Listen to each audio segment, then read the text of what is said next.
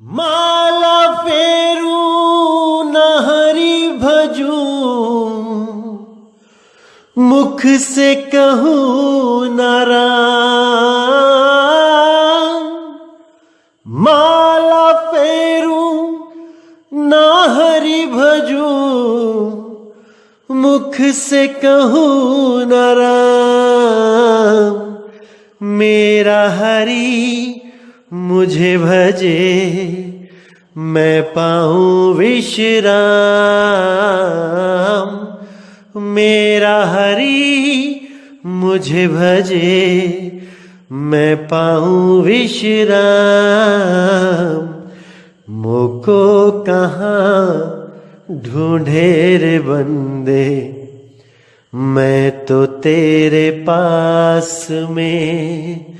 मोको कहाँ ढूंढे रे बंदे, मैं तो तेरे पास में।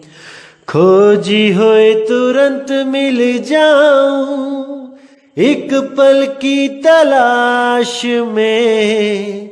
खोजी हो तुरंत मिल जाऊं, एक पल की तलाश में। मोको कहाँ ढूंढे रे बंदे, मैं तो तेरे पास में। मोको कहाँ ढूंढे रे बंदे, मैं तो तेरे पास में। नमस्कार मेरे प्यारे भाइयों, मेरे परमात्मा के प्यारे जीव हंसों। मैं बंदी छोड़ से यही अरदास करूंगा कि आप सब मेरे भाइयों का विवेक पहले से ज्यादा और ज्यादा से ज्यादा बढ़ता ही जाए, और ऐसी कोई दुविधा ना रहे जो आपके दिलों में 1% भी घर कर पाए। हर चीज क्रिस्टल क्लियर होती चली जाए। संत महात्माओं ने जो हमारे लिए वाणी लिखी है, उनके सार को समझना है। ये देश हित ही नहीं, ये विश्व हित की बात है। पूरे विश्व का कल्याण होगा इन वाणियों के द्वारा, इन संतों के संदेशों के द्वारा। क्योंकि संतों ने कभी भी अपनी वाणी किसी खास जाति, धर्म या देश के लिए नहीं बोली। उनका ज्ञान पूरे विश्व के लिए सर्व साझा रहा है। ऐसा कोई धर्म नहीं है जो संतों की वाणियों से लाभ नहीं उठा सकता। ऐसी कोई जात पात नहीं है जो संतों के वाणियों से मुक्ति को प्राप्त नहीं कर सकती। क्योंकि संत हर प्रकार के कर्म कांड से हटा के केवल निज नाम से जोड़ते हैं। केवल अकह नाम, अडोल नाम, अवोल नाम से जोड़ते हैं। वो कभी इन भाषाओं के चक्कर में नहीं पड़ते, वो कभी इन जात पात के चक्कर में नहीं पड़ते, वो कभी इन धर्म और देशों के चक्कर में नहीं पड़ते। बाबा नानक श्रीलंका से लेकर अरब देश तक एक सतनाम का ही प्रचार करते गए। उन्होंने कभी नहीं देखा कि कौन सा देश रास्ते में आ गया, कौन सी जात, कौन सा धर्म का इंसान मुझे मिल रहा है। ये ज्ञान सर्वधर्म साझा ज्ञान है। ये पूरी कायनात के लिए अमृत का सरोवर है, जिसमें कौवा नहा के हंस बन के निकलता है। इसी को मानसरोवर बोला गया है।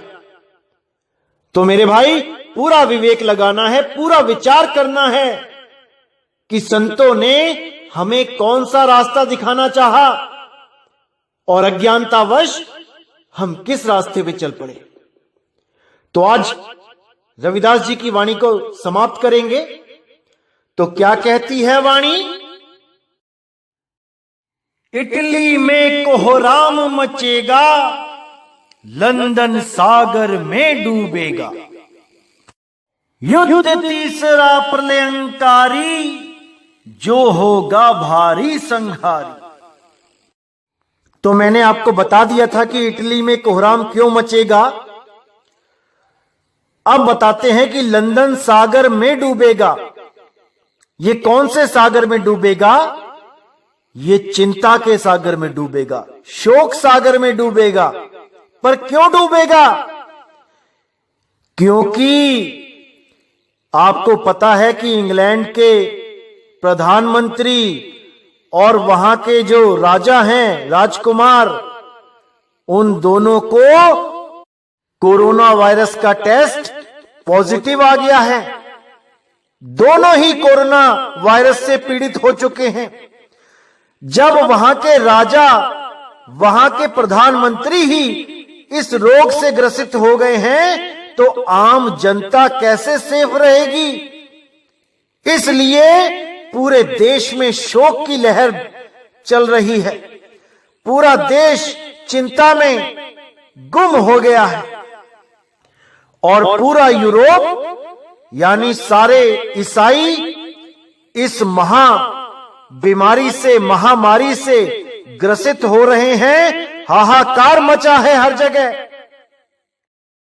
तो आगे कहते हैं, भारत होगा विश्व विजेता, भारत होगा विश्व का नेता, दुनिया का कार्यालय होगा, भारत में न्यायालय होगा।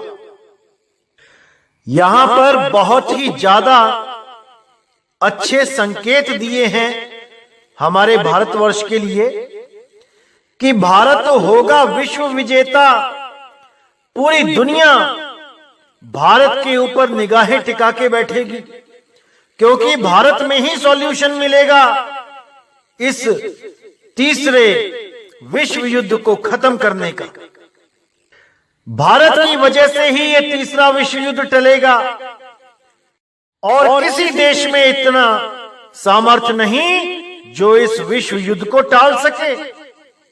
तो पूरा इशारा किया जा रहा है कि भारत होगा विश्व विजेता, भारत होगा विश्व का नेता, यानी भारतवर्ष ही पूरी दुनिया का नेता होगा और इसके बाद भारत से ही पूछ के हर कार्य किया जाएगा। दुनिया का कार्यालय होगा, भारत में न्यायालय होगा। सारे संसार का जो मेन कार्यालय होगा वो भारतवर्ष होगा। भारत ही विश्व गुरु बनेगा।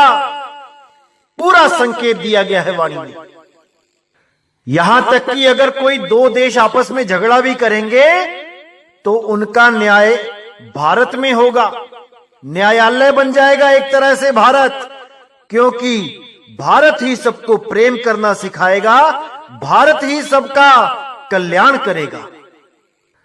आगे कहते हैं, तब सतयुग दर्शन आवेगा, संत राज सुख बरसाएगा, सहस्त्र वर्ष तक सतयुग लागे, विश्व गुरु बन भारत जागे।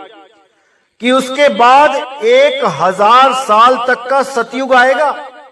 लोग सब बुरे काम करना छोड़ देंगे, केवल संतों की शरण में जाएंगे, अपने जीव का कल्याण कराएंगे, इस दुनिया को मिथ्या जानना शुरू कर देंगे।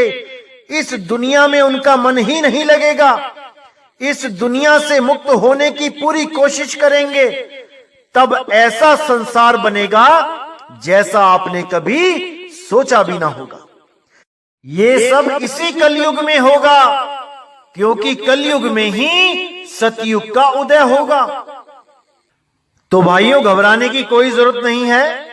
संतों ने पूरा इशारा दिया है, पूरी सैन दी है कि भारतवर्ष ही जगत गुरु बनेगा, विश्व गुरु बनेगा और भारत में ही इस समस्या का समाधान होगा। ये जो तीसरा विश्व युद्ध जो बायोलॉजिकल वेपन के द्वारा लड़ा जा रहा है, पूरा विश्व इससे ग्रसित होगा और इसका हल भारत में ही निकलेगा। इसी के बारे में नास्टेडमस ने भी अपनी भविष्यवाणी में इशारा किया है। क्या बोलते हैं?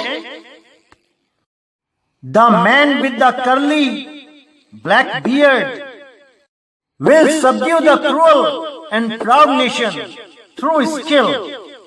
The great Sharon will take from afar all those captured by the Turkish banner.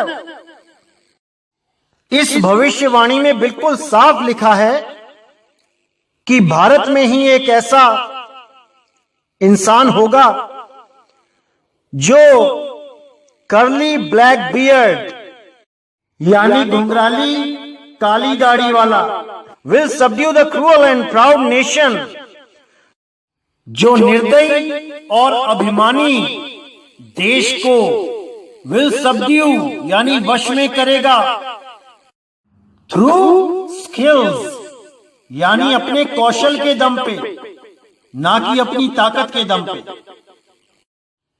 और यहां पे जो टर्किश बैनर के बारे में जिक्र किया गया है, यह भी एक सुपर कोड है। नास्ट्रेदामस जी अपनी भविष्यवाणी कोड में लिखते थे। वो सीधे कभी नहीं बोलते थे क्या होने वाला है, वो बात को पहेलियों की तरह सामने रखते थे ताकि इन बातों को वो ही खोल सके जिसके लिए ये बोली जा रही हैं। बाकी सब केवल अक्षर पढ़ सकते हैं, लेकिन उन अक्षरों की गहराई में नहीं जा सकते। इसीलिए हर संत महात्मा ने भविष्यवाणियों को घुमा फिरा के बोला, ना कि सीधे गुप्त राज खोले। आगे एक चित्र का और सहारा दिया जा रहा है, इसमें भी सुपर कोड लगे हैं जो वक्त आने पे खोल दिए जाएंगे, जिसमें से 2-3 कोड मैं आपको बता देता हूं, बाकी जब समय आएगा तब खोला जाएगा। तो यहां पे जो नास्ट्रेदामस जी ने अपने भविष्यवाणियों की पुस्तक में जो चित्र दिया है, उसमें बहुत से कोड लगे हैं, लेकिन जो इंपॉर्टेंट कोड है वो मैं बता देता हूं आपको। सबसे पहले यहां एक फरसा दिखाया जा रहा है, लेकिन वो फरसा इसके हाथ में नहीं है। फरसे से संबोधित किया गया है कि ये वही अद्भुत सेनानी है जिसके बारे में रविदास जी महाराज ने बोला था कि ज्ञानी और विज्ञानी होगा वो अद्भुत सेनानी होगा, यानी वो क्षत्रिय होगा, लेकिन उसके हाथ में फरसा नहीं होगा, यानी कि वो क्षत्रिय होता हुआ भी हथियारों से परहेज करेगा। वो हथियारों को हाथ में नहीं लेगा, जीव हत्या नहीं करेगा। दूसरा कोड यहां पे सूर्य बना हुआ है। सूर्य जो प्रतीक होता है प्रकाश का, यानी सारे जगत में अंधकार को दूर करने वाला एक सूर्य ही होता है। क्योंकि वो ज्ञानी और विज्ञानी दोनों होगा, इसलिए वो ज्ञान के द्वारा सारे संसार में प्रकाश कर देगा, जिसके लिए कबीर साहब ने भी बताया था कि 12वें पंथ प्रकट होए उजियारा, 13वें पंथ मिटे सकल अंधियारा। यानी 12वें पंथ में उजियारा प्रकट होगा। जैसे अंधेरे में कोई मशाल जला लेता है तो उजियारा हो जाता है, लेकिन उतना नहीं हो पाता कि जिससे पूरा संसार लाभ प्राप्त कर सके।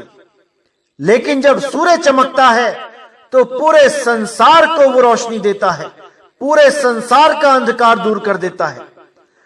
इसीलिए इस 13वें पंथ का जो मूल ज्ञान है वो किसी भाषा का गुलाम, किसी जात का गुलाम, किसी धर्म और देश का गुलाम नहीं है।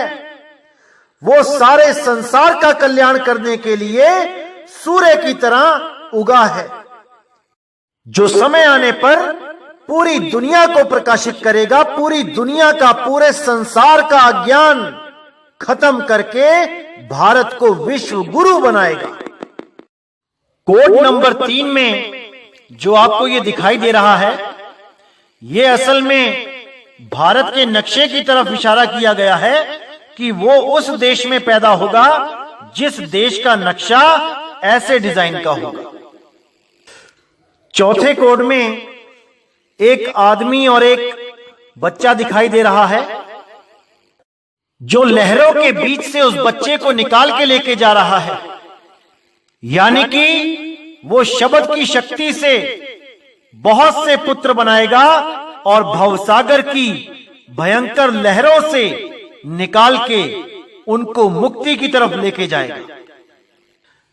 अब 5वां कोड और 6ठा कोड बहुत गुप्त है, इसको मैं अभी नहीं खोलूंगा। जो 7वां कोड है, जो आप मुर्गा देख रहे हो, ये मुर्गा कोड है बांगे इलाही का।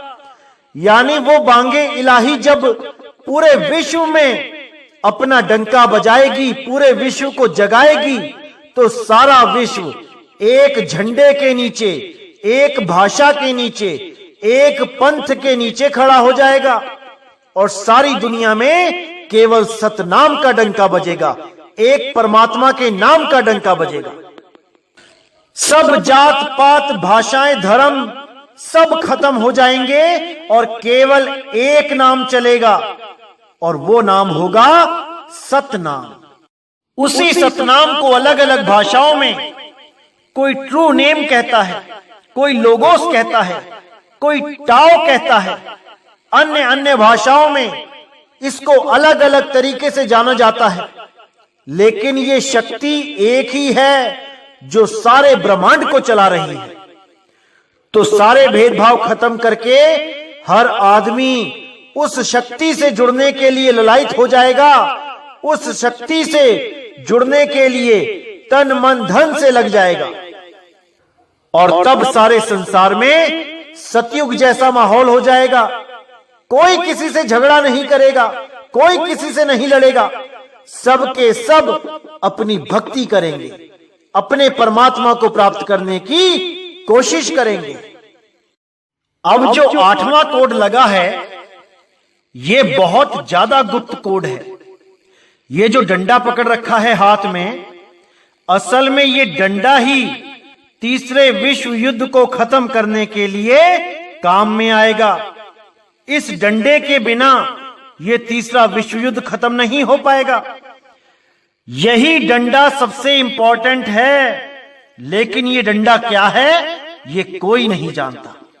ये तब बताया जाएगा जब इस डंडे की जरूरत पड़ेगी। इसी के बारे में एक चित्र और दिखाया उन्होंने, जहां पर एक आदमी उंगली का इशारा करते हुए, यानी एक की तरफ इशारा करते हुए, हाथ में पूरे विश्व का जो ग्लोब होता है उसको पकड़ के वो आगे से आगे बढ़ता हुआ पूरे वर्ल्ड में, पूरी दुनिया में प्रचार कर रहा है। तो ये संकेत होते हैं जो सही समय आने पर खोले जाते हैं। अब सही समय आ गया है मेरे भाइयों, हर चीज खोल दी जाएगी। 2020 में सारे राज खुल जाएंगे। आप धीरे धीरे इन चीजों को समझना शुरू कर दें। तो मेरे भाइयों, बहुत सी ऐसी चीजें हैं जो गुप्त करके रखी गई थी ताकि सही समय आने पर हर चीज को खोल दिया जाए। अब 2020 में ऐसे ऐसे राज खुलेंगे कि आप सोच भी नहीं सकते कि क्या क्या लिख के चले गए हैं हमारे संत हमारे ग्रंथों में। लेकिन भेदी गुरु ना होने के कारण उन वाणियों को कोई खोल नहीं सका। लेकिन अब परमात्मा की ऐसी दया हुई है कि 2020 में हर वाणी खोल दी जाएगी, सारे रास्ते साफ कर दिए जाएंगे, हर चीज समझा दी जाएगी। बस आप पूरे विवेक के साथ ये सत्संग सुनते रहें और अपना और अपने चाहने वालों का कल्याण करते रहें। इसी के साथ मैं ये सत्संग समाप्त करता हूं और अगला सत्संग बहुत जल्दी आएगा। 1 अप्रैल को आएगा, जिसमें 12वें पंथ का जितना भी पाखंड और झूठ है वो सारा खोल दिया जाएगा और सत्य को उजागर कर दिया जाएगा। अब ये आपके हाथ में फैसला होगा मेरे भाइयों कि आपने उस सच्चाई को देखने के बाद सत्य का साथ देना है कि झूठ के साथ लगे रहना है। अब ये आपने देखना होगा। तो मेरे भाइयों, इंतजार करिए 1 अप्रैल का। ये 1 अप्रैल का दिन क्यों चुना गया? क्योंकि 1 अप्रैल को मूर्ख दिवस मनाया जाता है और 12वें पंथ ने जितना बड़ा मूर्ख लोगों को बनाया, पूरे इतिहास में शायद ही किसी और पंथ ने बनाया होगा। तो 1 अप्रैल को सारे भेद खोल दिए जाएंगे मेरे भाइयों। आपने पूरा विवेक लगा के, पूरा विचार करके सत्य और असत्य का निर्णय करना है और सत्य का साथ देना है। तो इसी के साथ मेरे भाइयों, मुझे विदा करें। जय गुरु बंदी छोड़ बैराग साहिब, जय गुरु बंदी छोड़ साधु शरण साहिब, जय गुरु बंदी छोड़ बाबा नानक साहिब बाबा, गुरु अंगद देव साहिब बाबा, रविदास जी महाराज बाबा, धर्मदास जी महाराज बाबा, पलटू जी, भीखा जी, मेरे सभी संत। जय जय सतगुरु बंदी छोड़ सतगुरु सत्य कबीर साहिब की सदा ही जय हो, सदा ही जय हो मेरे मालिक की साहिब बंदगी सतनाम।